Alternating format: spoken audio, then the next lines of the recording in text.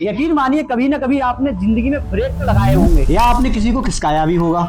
अबे इतना भी नहीं खिसकाना था, प्रोटेस्टर थोड़ी हूँ। तो भैया किसी भी मोशन को रोकने के लिए एक फोर्स एक्ट होता है जिसे कहते हैं फ्रिक्शन। पर याद रखिए ये चीज तभी काम करती है जब दोनों चीज आपस में टच हो, मतलब कि ये कांटेक्ट फोर्स है। जब दो सरफेस आपस में रिलेटिव मोशन करते हैं तो पैदा होता है फ्रिक्शन। याद रखिएगा ये एक नेगेटिव फोर्स है, मतलब कि अगर मोशन दाईं साइड हो रहा है तो फ्रिक्शन बाईं साइड लगेगा, मोशन ऊपर साइड हो रहा है तो फ्रिक्शन नीचे साइड लगेगा। मतलब हमेशा अपोज करेगा ये डायरेक्शन ऑफ मोशन को। और अगर फ्रिक्शन को रैंक किया जाए तो सबसे पहले होता है हमारा स्टैटिक फ्रिक्शन और उसकी भी हाईएस्ट वैल्यू होती है लिमिटिंग फ्रिक्शन। दूसरे नंबर पे आएगा हमारा काइनेटिक फ्रिक्शन, तीसरे नंबर पे होता है हमारा रोलिंग फ्रिक्शन।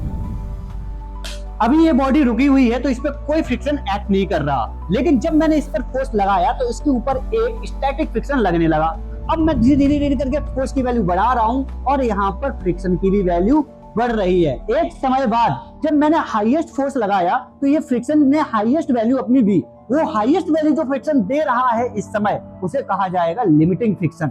अगर मैंने लिमिटिंग फ्रिक्शन से ज्यादा फोर्स लगा दिया तो ये मोशन में आ जाता है। दोस्तों आपने नोटिस किया होगा कि चीजों को घसीटने में या चलाने में कम फ्रिक्शन लगता है एज कम्पेयर टू जब चीजें रुकी हुई हो। यानी बॉडी रुकी हो तो फ्रिक्शन की वैल्यू ज्यादा होती है और बॉडी अगर मोशन में है तो फ्रिक्शन की वैल्यू कम हो जाती है। इसी को कहा जाता है काइनेटिक फ्रिक्शन, यानी चलती हुई चीजों पर लगने वाला फ्रिक्शन। ये दो टाइप का होता है। एक होता है हमारा स्लाइडिंग, यानी हम बॉडी को क्या करेंगे, घसीटेंगे, और जब चीज को रोल किया जाता है, रोड़काया जाता है, उस समय लगता है रोलिंग फ्रिक्शन। फ्रिक्शन कितना पावरफुल हो सकता है इसको एक छोटे से एग्जांपल से अपन चेक करते हैं। चलिए क्लासरूम में। तो दोस्तों आज होने वाला है फ्रिक्शन वर्सेस स्टूडेंट। आज हमारे पास है दो नोटबुक, इनको हम पेज वाइज पेज एक दूसरे के ऊपर चिपकाएंगे और फिर देखेंगे क्या हमारे स्टूडेंट इस फ्रिक्शन से जीत सकते हैं कि नहीं जीत सकते। चलिए शुरू करते हैं। सबसे पहले मैं लूंगा इसका पहला पेज और इसका पहला पेज। पहले इन दोनों को ऐसे रखूंगा। अब धीरे धीरे करके 1 2 3 4। तो दोस्तों हमने दोनों नोटबुक्स को आपस में पेज वाइज पेज इस टाइप से लगा दिया है और हमारे पास है द प्राइम क्लासेस के कुछ बच्चे। देखते हैं कि इसको ऐसे करके निकाल पाते हैं कि नहीं निकाल पाते हैं। ओके चलिए शुरुआत करते हैं।